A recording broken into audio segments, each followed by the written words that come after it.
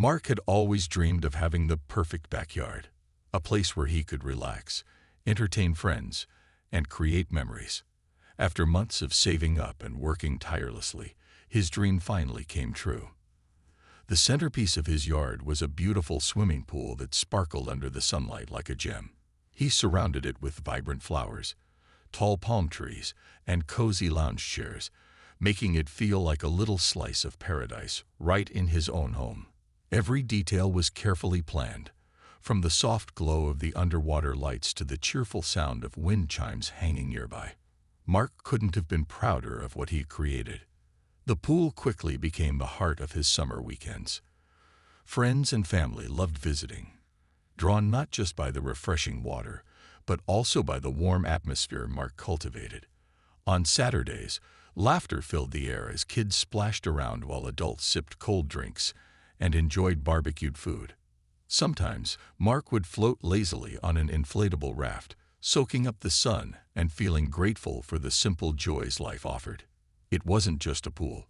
It was a gathering spot, a retreat, and a source of happiness for everyone who stepped foot into his backyard. But not everyone shared Mark's enthusiasm. Across the street lived Karen, a woman known throughout the neighborhood for her sharp tongue and critical nature. She wasn't exactly unlikable, just overly particular about things most people wouldn't notice. Over the years, she'd made a name for herself as the complainer of the block. Whether it was someone parking too close to her driveway or leaves blowing onto her lawn, Karen never hesitated to voice her displeasure. Most neighbors shrugged off her complaints, chalking them up to her personality. But lately, Karen seemed fixated on Mark's property, or more specifically, his pool. At first, her grievances were minor. She sent him a polite note asking if the music during his gatherings could be turned down a notch, even though it was hardly loud enough to disturb anyone. Another time, she complained about the colorful garden gnomes he'd placed near the pool, saying they clashed with the neighborhood aesthetic. Mark responded kindly each time, adjusting the volume slightly or moving the gnomes a bit further away, hoping to keep the peace. He didn't want any bad blood between them, especially since Karen had lived there long before he moved in. Despite his efforts, Karen's disapproval only grew stronger. She started watching his house more closely, peeking out her window whenever she heard voices or saw movement. Some days, she'd sit on her porch with a cup of tea, glaring across the street as if daring Mark to do something wrong. Her constant scrutiny began to wear on him, though he tried not to let it show. Deep down, he wondered why she cared so much about his pool. Was it jealousy, boredom, or maybe something else entirely? What Mark didn't realize was that Karen's frustration wasn't just about the pool itself. It was about how it represented everything she felt was missing from her own life. While Mark hosted lively parties and basked in the joy of his creation, Karen spent her evenings alone, scrolling through social media and comparing her quiet existence to the seemingly perfect lives of others. The sight of his happy gatherings stirred emotions she couldn't quite articulate: envy, loneliness, and perhaps a touch of regret. These feelings simmered beneath the surface, waiting for the right moment to boil over. Little did Mark know, this simmering tension was about to reach its breaking point. Something as simple as a floating beach ball or a stray beam of light would soon ignite a chain reaction neither of them could have anticipated. For now, however, life went on as usual. Mark continued enjoying his backyard oasis, blissfully unaware of the storm brewing just across the street. On a bright and sunny Saturday afternoon, Mark decided to host another one of his casual get-togethers. The weather was perfect: clear blue skies, a gentle breeze, and just enough warmth to make the pool irresistible. He invited a few close friends over, keeping the guest list small to avoid any noise complaints. Everyone brought something to share: chips, dips, grilled burgers, and refreshing drinks. The mood was light and cheerful, with kids laughing as they splashed in the water and adults chatting about everything from work to their latest Netflix obsessions. Mark had taken extra care to ensure things ran smoothly this time. The music played softly in the background, barely audible beyond his fence.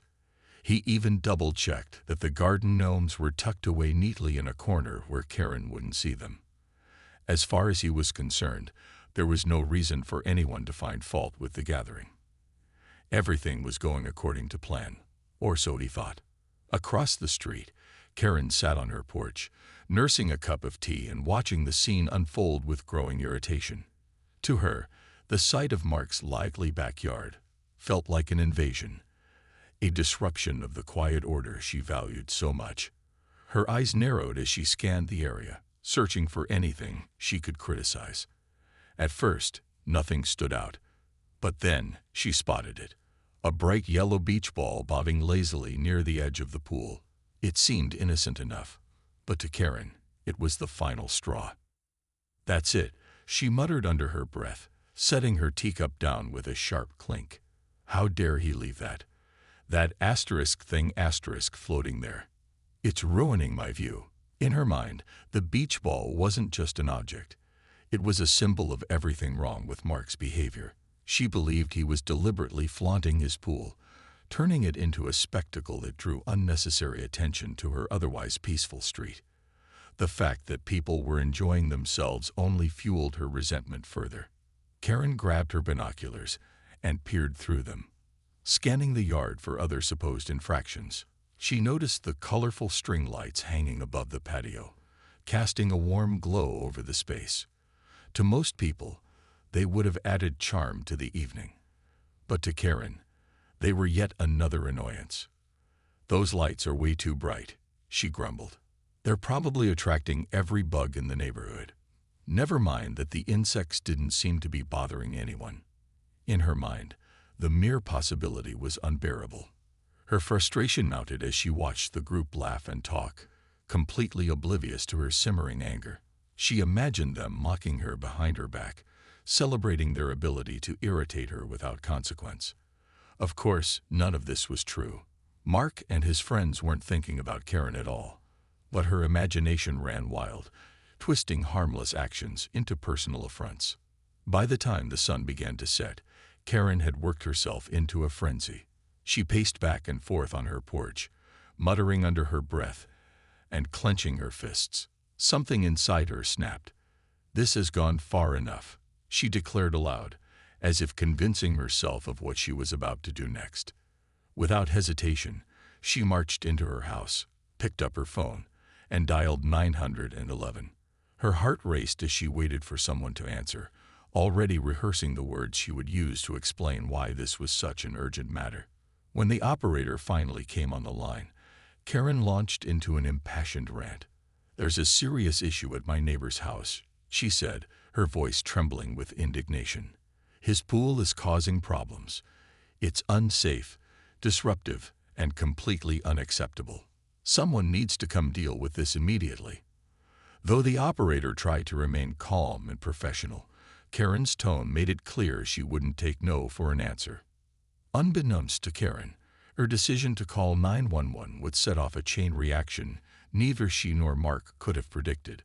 What started as a petty grievance about a beach ball and some string lights was about to spiral into something far more complicated and humiliating than she ever imagined. The sun had dipped below the horizon, casting a golden-orange glow over the neighborhood as Mark's guests began packing up.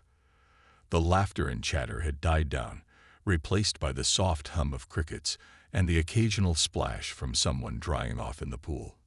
Mark was tidying up the patio, stacking empty plates and folding chairs, when he heard the unmistakable sound of tires crunching on gravel.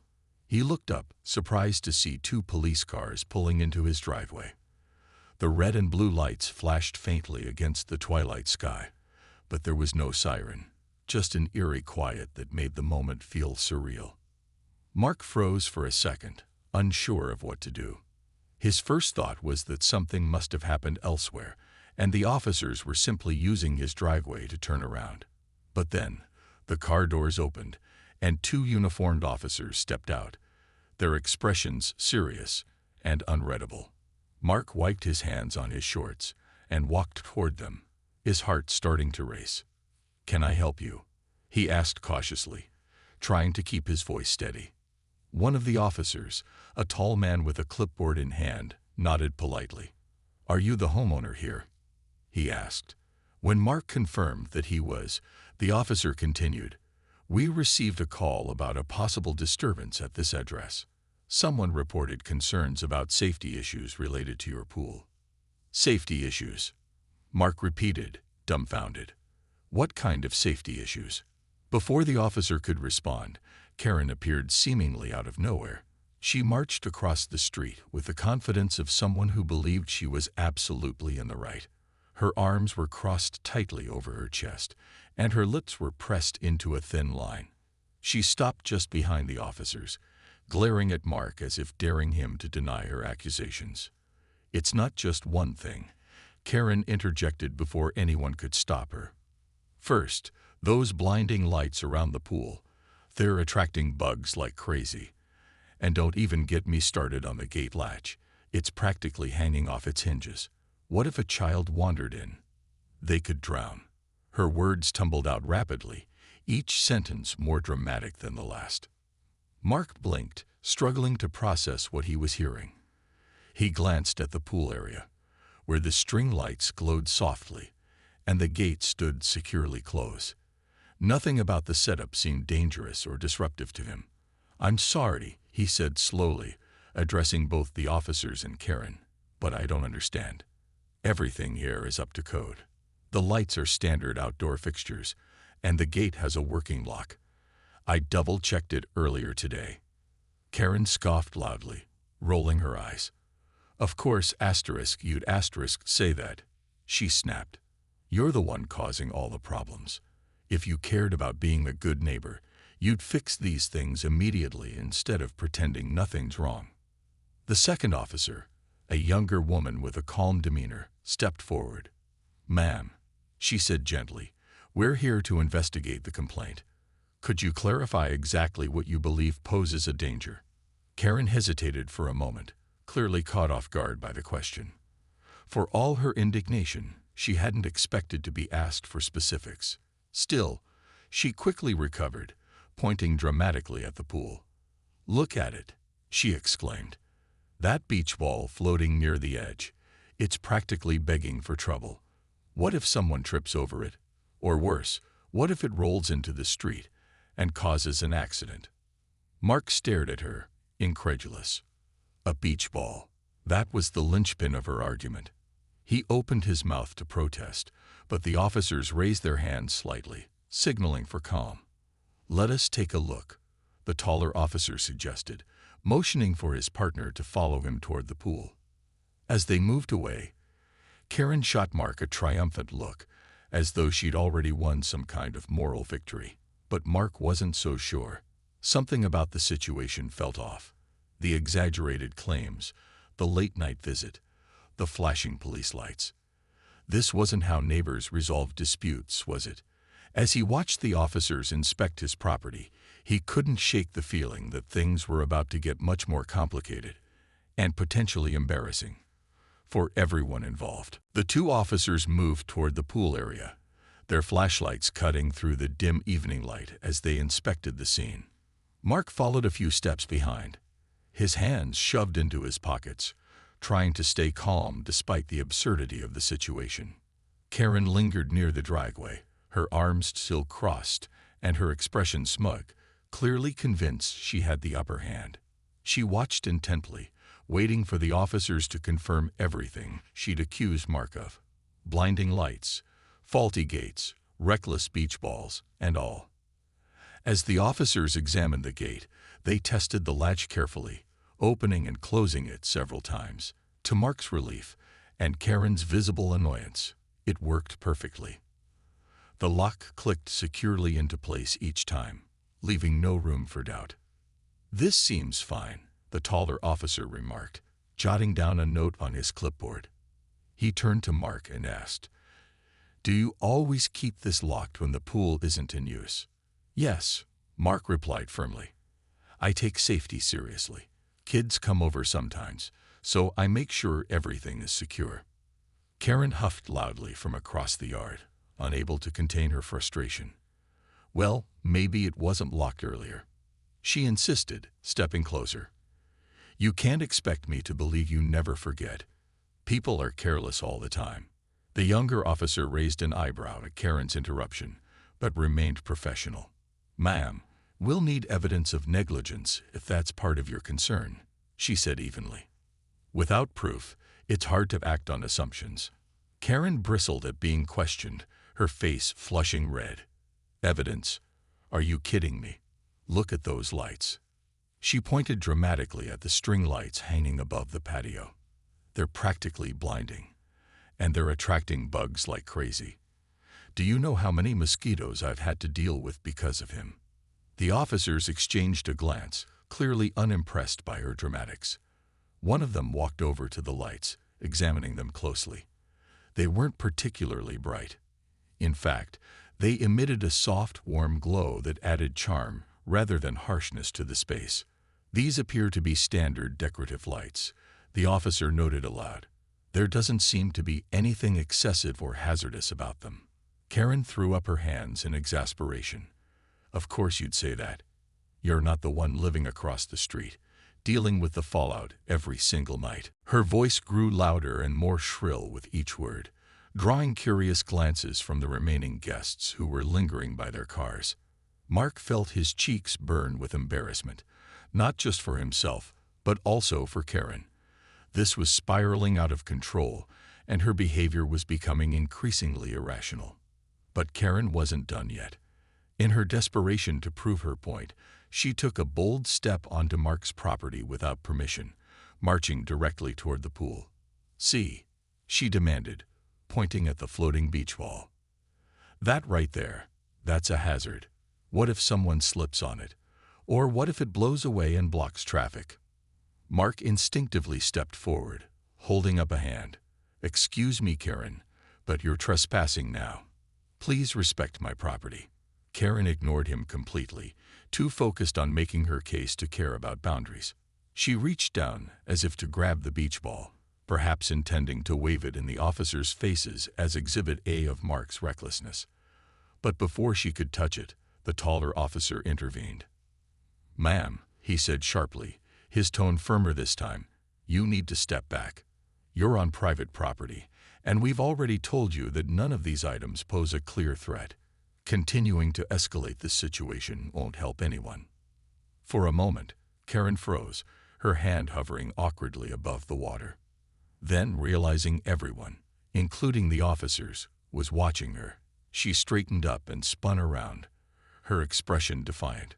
Fine, she spat. If no one else sees the problem here, then I guess I'll have to handle it myself. Her words hung in the air, heavy with entitlement and indignation.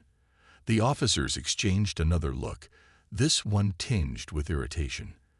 The younger officer spoke next, her voice calm but firm. Ma'am, I'm going to ask you again to calm down and cooperate.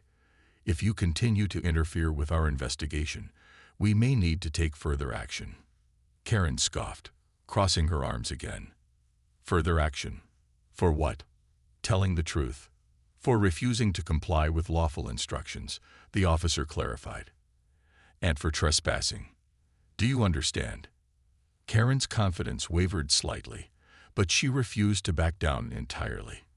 Instead, she launched into another tirade, her voice rising even higher. This is ridiculous. I'm the victim here, not him.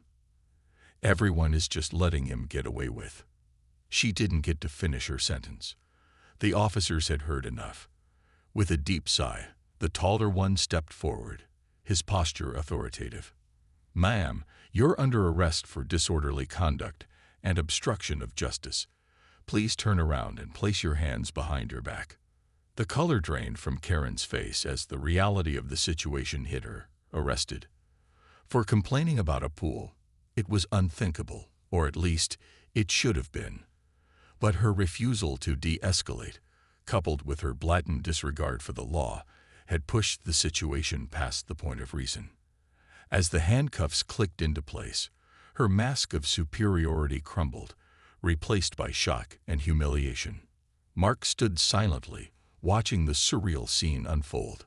He hadn't expected this outcome, not in a million years. But as Karen was led to the police car, muttering protests under her breath, he couldn't help but feel a mix of disbelief and quiet satisfaction. Sometimes, karma really did have a way of balancing the scales. The sight of Karen being led to the police car, her hands cuffed behind her back, left the neighborhood in stunned silence. Even the officers seemed uncomfortable with how quickly the situation had escalated. As Karen ducked into the back seat of the cruiser, her face was a mix of disbelief and fury. She stared out the window at Mark, who stood frozen in place, unsure whether to feel victorious or guilty. Her eyes burned with accusation, as if blaming him for everything that had happened. "I can't believe this," she muttered loud enough for everyone nearby to hear. "This is absurd. I'm the one trying to keep this neighborhood safe, and this asterisk is what happens. Unbelievable." Her words hung heavy in the air, but no one responded. The remaining guests exchanged awkward glances, some whispering quietly among themselves, while others avoided eye contact altogether. A few neighbors had poked their heads out of their homes, curious about the commotion. They watched silently as the police car pulled away, its red and blue lights casting faint reflections on the pavement. It wasn't every day you saw someone arrested over a dispute about a pool. Once the car disappeared around the corner, the tension began to ease, but the mood remained somber. Mark let out a long breath he hadn't realized he'd been holding. He turned to the officers, still standing by his driveway, and offered a sheepish smile. "Thank you for handling this," he said sincerely. "I honestly didn't expect things to go this far." The taller officer nodded, though his expression remained serious. "These situations are tricky," he admitted. "We appreciate your cooperation tonight, Mr. Mark," he replied quickly. "Just Mark." "Well, Mark," the officer continued, "we'll file our report, but it's unlikely there will be any further action needed on your end. Everything here checks out. No violations, no hazards. Just try to keep things peaceful, all right?" Mark nodded vigorously. "Absolutely. I don't want any trouble."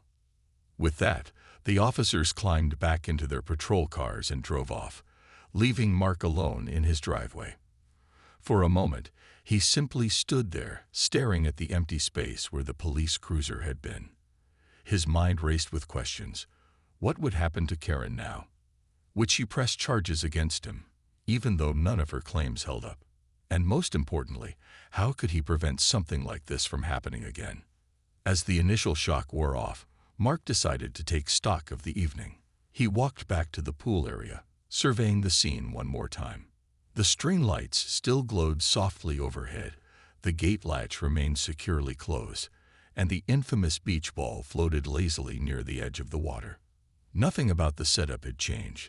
It was all perfectly ordinary, but somehow it felt different now. The events of the night had cast a shadow over what should have been a joyful gathering. Determined not to let Karen's antics ruin the evening completely, Mark finished tidying up. He drained the cooler, packed away the leftover snacks, and turned off the music system. As he worked, he replayed the confrontation in his head, analyzing every detail. He couldn't help but marvel at how quickly Karen's complaints had spiraled out of control. Was it really worth all this drama over a few harmless decorations and a floating toy? By the time he locked up the patio and headed inside, exhaustion had set in. He collapsed onto the couch, scrolling through his phone absent-mindedly. Social media, predictably, was already buzzing with whispers about the incident. Someone had posted about seeing police cars outside Mark's house, and speculation ran rampant. Some commenters sided with Karen, calling Mark reckless and inconsiderate, while others defended him, labeling Karen a Karen in the truest sense of the word.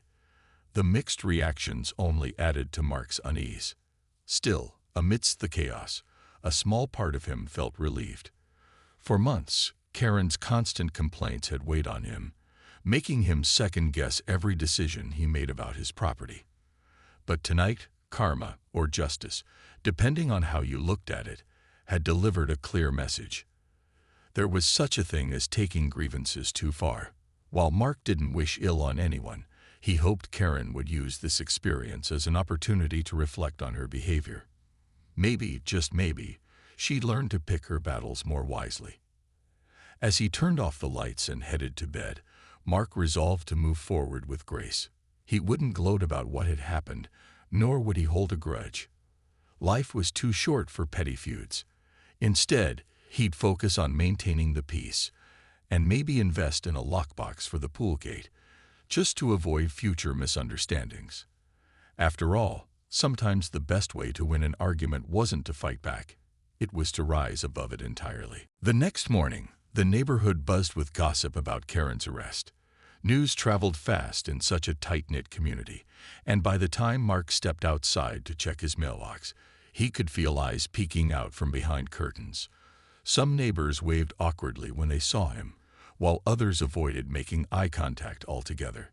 A few brave souls approached him directly, eager to get the full story. "Is it true?" asked Mrs. Dawson, an elderly woman who lived 2 houses down. She adjusted her glasses and leaned in conspiratorially. "Did Karen really call 911 over your pool?" Mark chuckled nervously, scratching the back of his neck. "Well, yeah," he admitted. "She thought there were safety issues, but everything checked out fine. The officers didn't find anything wrong." Mrs. Dawson shook her head, clicking her tongue disapprovingly. "That woman always did have a flair for drama," she muttered. "Still, I can't believe it went this far. Poor thing probably won't show her face around here for weeks." Mark nodded politely, though he wasn't entirely sure how to respond. He didn't want to badmouth Karen, especially since she'd likely face consequences for her actions. At the same time, he couldn't deny that her behavior had crossed a line. And not just last night. Over the months, her constant complaints had worn thin on everyone, even those too polite to say so aloud. Later that afternoon, Mark noticed something unusual. Karen's front blinds were drawn shut, and her driveway remained empty. Normally, she spent hours tending to her garden or sitting on her porch, keeping a watchful eye on the street. But today, her house felt eerily quiet, as if she'd vanished completely. It was clear she was laying low, embarrassed by the previous night's events. Word eventually spread that Karen had been released later that evening, though details were scarce. No one knew exactly what charges, if any, had stuck, but the damage to her reputation was undeniable. For years, she positioned herself as the self-appointed guardian of the neighborhood, quick to point out flaws and demand perfection from others. Now, her credibility was shot, replaced by whispers and sideways glances whenever her name came up. Over the following days, life slowly returned to normal, or at least as close to normal as it could get after such a spectacle. Mark resumed hosting small gatherings, though he made a conscious effort to keep them quieter than before.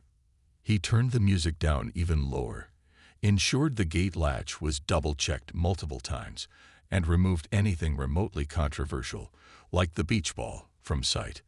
If nothing else, the incident taught him the value of erring on the side of caution.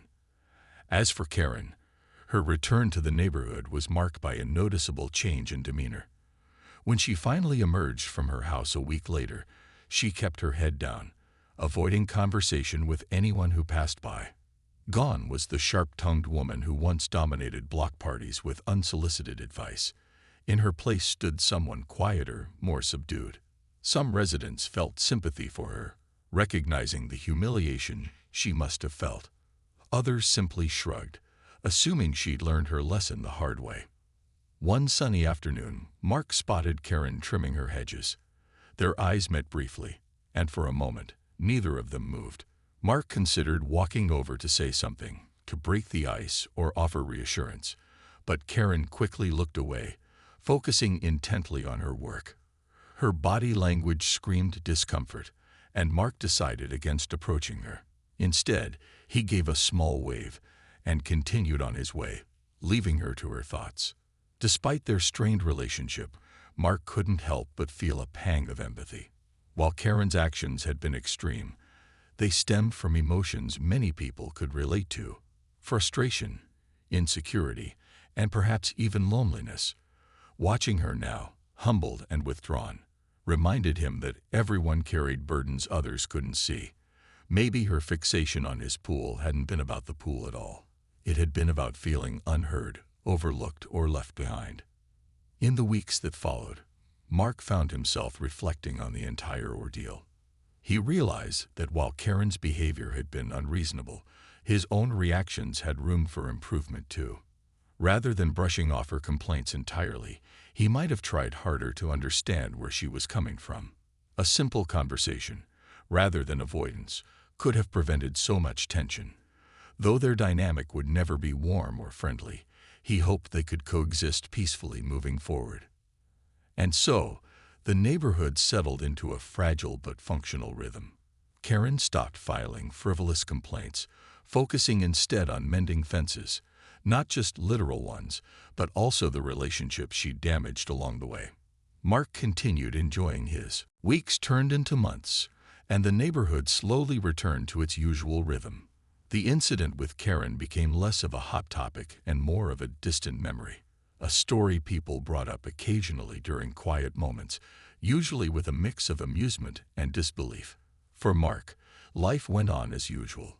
He continued hosting gatherings by the pool, though he made subtle changes to ensure everything ran smoothly. The music stayed soft, the lights dimmed earlier, and the gate latch received regular maintenance. It wasn't about fear of another complaint. It was about fostering goodwill and setting an example of being considerate without compromising his own happiness. Karen, on the other hand, underwent what some might call a transformation, or at least a shift in behavior. She no longer spent her days scrutinizing her neighbors or filing complaints over trivial matters. Instead, she focused on her own home and garden, pouring her energy into projects that brought her joy rather than frustration. Her once overgrown flower beds blossomed with vibrant colors, and her porch became a cozy retreat adorned with wind chimes and potted plants. Though she still kept to herself, there was a newfound calmness about her, a sense of acceptance that hadn't been there before. The turning point came one crisp autumn morning when Mark noticed a small envelope tucked into his mailbox. Curious, he opened it to find a handwritten note from Karen. The message was brief but sincere. I owe you an apology for how I acted this summer. I let my emotions get the better of me, and it caused unnecessary trouble for everyone. I hope we can move past this. Mark stared at the words, surprised yet touched. He hadn't expected an apology, not after everything that had happened, but it meant something. It showed that Karen had taken time to reflect on her actions and genuinely wanted to make amends. Rather than brushing it aside, Mark decided to respond in kind. He wrote back a short note thanking her for reaching out and expressing his hope that they could both focus on building a more peaceful neighborhood together. Their exchange marked the beginning of a fragile truce. While they weren't friends by any stretch of the imagination, their interactions became less tense and more polite. When their paths crossed, whether at the mailbox or during community cleanup events, they exchanged nods or brief smiles. It wasn't much, but it was progress. And sometimes, progress didn't require grand gestures. It simply needed mutual respect and understanding. Looking back, Mark realized how much he'd grown from the experience. Before Karen's infamous 911 call, he'd often dismissed her complaints as unwarranted nuisances, failing to see the bigger picture. Now, he understood that unresolved grievances, no matter how small they seemed, could fester into something far more damaging if left unchecked. He also learned the importance of patience and empathy, even when dealing with difficult personalities. Not every conflict required confrontation. Sometimes, the best response was kindness and restraint. For Karen, the ordeal served as a wake-up call. Arrested and humiliated in front of her neighbors, she was forced to confront the consequences of her actions. In hindsight, she recognized how her need for control had blinded her to the impact of her behavior, not just on others, but on herself. The bitterness and resentment she'd carried for so long had weighed her down, leaving little room for happiness. Letting go of those feelings, even incrementally, allowed her to reclaim parts of her life she'd forgotten existed. As winter approached, the neighborhood prepared for its annual holiday party. This year, instead of hosting separate gatherings, several residents decided to collaborate on a single event. Mark volunteered his backyard as the venue, knowing his pool area could double as a festive space with twinkling fairy lights and cozy seating arrangements. To his surprise and relief, Karen offered to help decorate, bringing over strands of garland and homemade wreaths. Her contribution was modest, but it symbolized a step toward healing. On the night of the party, laughter filled the air as neighbors mingled under the stars. Children played games, adults swapped stories, and plates of food were passed around freely. For the first time in years, the atmosphere felt truly united, a testament to the power of forgiveness and second chances.